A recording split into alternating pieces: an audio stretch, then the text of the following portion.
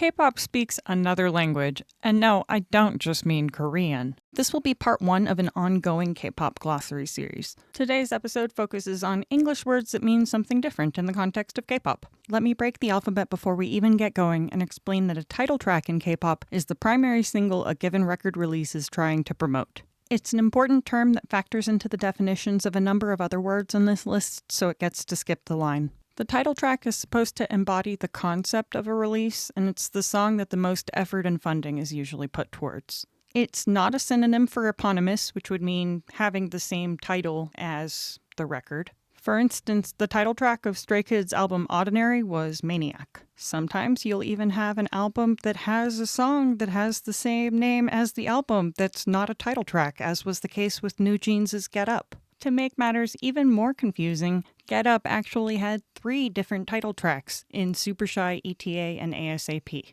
Now that we've got that cleared up, you'd think that a B-side is just any song that isn't a title track, right? It didn't get a music video, therefore it's a B-side. But no, of course it's not that simple, because there are all kinds of B-sides in K-pop that got music videos. Promoting the songs that aren't the title track allows the record label to maximize their investment in songwriting and production, which is always the top priority. Sometimes B-sides get promoted so heavily it feels ridiculous to call them B-sides, such as Eve, Psyche, and the Bluebeard's Wife, which I swear is really a B-side, despite being a song that they regularly perform on awards shows. It's murky territory, you just have to take their word for it at a certain point. Backtrack doesn't mean going back where you came from, at least not in the strictest sense of the word. Rather, the backtrack is the vocal line playing in the background during supposedly live vocals. It may consist of a few augmented notes or harmonies, but frequently the actual vocal lines are included, albeit turned down a bit.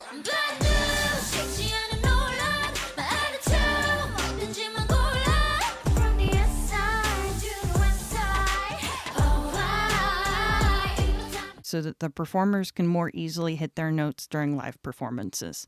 It's very understandable when you think about how challenging some of the dances idols must perform while also singing are, but it's all the more impressive when a group can get by without it and still have stable vocals while performing their full choreography. NMIXX continue to be some of the most underrated performers of the 4th generation, but I digress.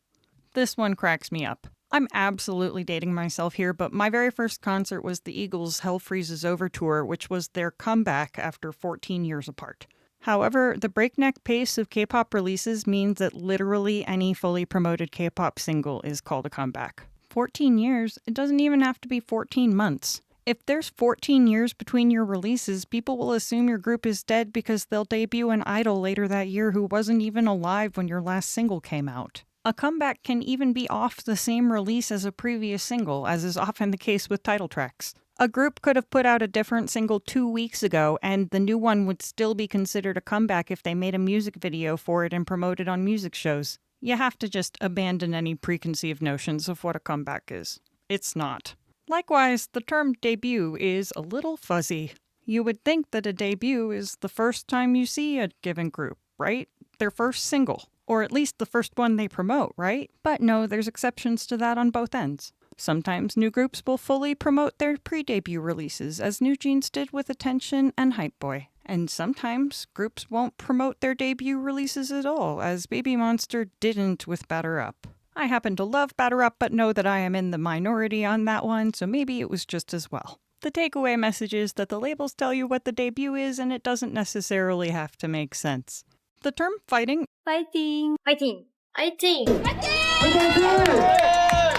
is a great deal less violent than you might think. To the contrary, it's actually quite positive and encouraging, despite the unspoken, basically mandatory requirement that you accompany it with clenched fists. It's somewhat similar to the Japanese term ganbatte, but that one is primarily used to cheer on others, whereas fighting can also frequently refer to oneself making a best effort. You'll often see K-pop idols use it when it's game time or when they're feeling particularly worn out and need to keep their spirits up during a long day at work. Generations in K-pop definitely don't have anything to do with your biological lineage. Rather, they refer to a cohort of artists performing at a similar time. The generations aren't long either. K-pop has only been around since the 90s. However, that's still plenty of time for trends to have come and gone in the meantime. A given group's generation is driven entirely by their debut date, not when they're active. Any artist who debuted prior to 2002 is considered first generation. Second gen ran from 2003 to 2012, third gen ran from 2012 to 2019, fourth gen ran from 2019 to 2023, depending on who you ask, but most people will agree that we're in the fifth generation now. Actually, just kidding. Getting K-pop stans to agree on anything is folly. Girlcrush is a K-pop subgenre/concept which was tailor-made for my bisexual ass. Girlcrush features a lot of heavy EDM and trap influences coupled with gritty, badass concepts. It was pioneered by groups like 2NE1 and Blackpink, but really caught on during the fourth generation, with newer groups like ITZY and Idol taking it to new heights. It is highly polarizing, to say the least, but I'm willing to make the argument that as much as some people may love to hate it, it played a major role in making K-pop break through with Western audiences. It's certainly what brought me here, and for that, I'll be forever grateful. A killing part, also not as violent as it sounds, is rather the most memorable section of a given song. It doesn't necessarily have to refer to the song's chorus, but rather the part that's the most likely to get stuck in your head, which is, of course, entirely subjective, and therefore a great topic for fans to bicker about in the comments section. My favorite.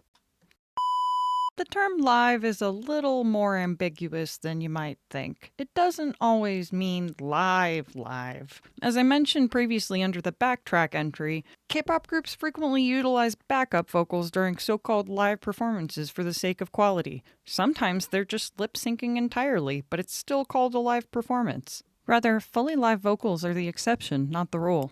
Alternatively, if somebody refers to an idol doing something on live, it means that they did it while they were live streaming, not that it was done during a live performance. A pre-release is a single that drops before a physical album is available. They're designed to build hype so that first-day album sales will be as great as possible. Pre-release singles won't always get the same kind of budget as the title tracks that they precede, and sometimes the discrepancy is pretty comical. Idol's recent title track, Super Lady, and its pre-release Wife are a particularly good example. I'm pretty sure the most expensive part of the Wife budget was the catering. It certainly wasn't the set design or the costuming. Also, some pre-releases are considered B-sides and others aren't. Take IVE, for instance. For some reason, the pre-release Kitsch, which went on to top charts in Korea, is considered a B-side, whereas either way and off the record, the pre-releases from IVE Mine are considered title tracks. You have to just take their word for it. Are you sensing a theme here? Honestly, there is so much to unpack here. I have multiple episodes planned dedicated to picking apart K-pop music shows in excruciating detail. For now, what you need to know is that when someone refers to a stage show, they're talking about a recorded live performance in front of a studio audience on one of those weekly Korean music shows. A subunit is a smaller group of members from a larger ensemble performing together. For instance, when Changbin, Han, and Bangchan from the group Stray Kids perform together, their subunit is called 3racha. Not all subunits get clever names. For instance, Irene and Seulgi is just Irene and Seulgi, and sometimes subunits will go on to perform together even after their main group has disbanded, as was the case for Odd Eye Circle from Luna. Subunits allow some K-pop idols to rest while their colleagues perform during extended concerts, but they also give idols an opportunity to feature skills they may not necessarily get to showcase as part of the full group. Variety shows.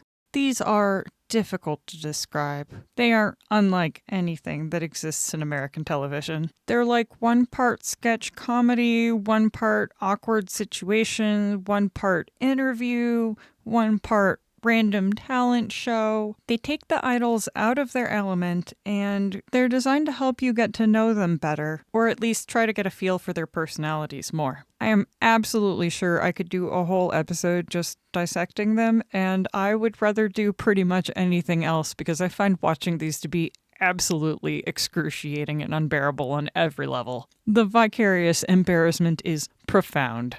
The term visual can mean two things. It's an official position for some groups for the idol who is considered to most closely fit the Korean beauty standards, which are actually way more formalized than you might have imagined.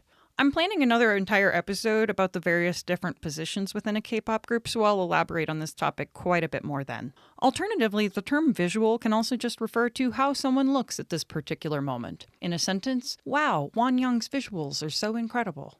And last, we've got the term wins. When people refer to wins in K-pop, 99.7% of the time they're talking about coming in first on one of the weekly music shows I mentioned a few minutes ago. Each show is scored somewhat differently, but at the end of the episode, one artist gets to take home a trophy and say that they won that week. Fans take wins extremely seriously and may be openly hostile towards artists who happen to drop releases at the same time as their faves and thus have to compete with them for said wins. There's also some real stigma associated with not having any wins of your own. Some incredibly talented groups, like Dreamcatcher, perform for literal years before snagging that elusive first win. You would think that there being more than half a dozen music shows airing every week and someone winning on every single one of them would diminish the luster a little, but no, wins are a big deal and you'll hear about them frequently. That does it for now. I know it might sound like a lot, but it's still only a tiny bite of all the lingo you'll need to know to fully appreciate K-pop. Thanks for watching. Don't be toxic, and I'll catch you next time.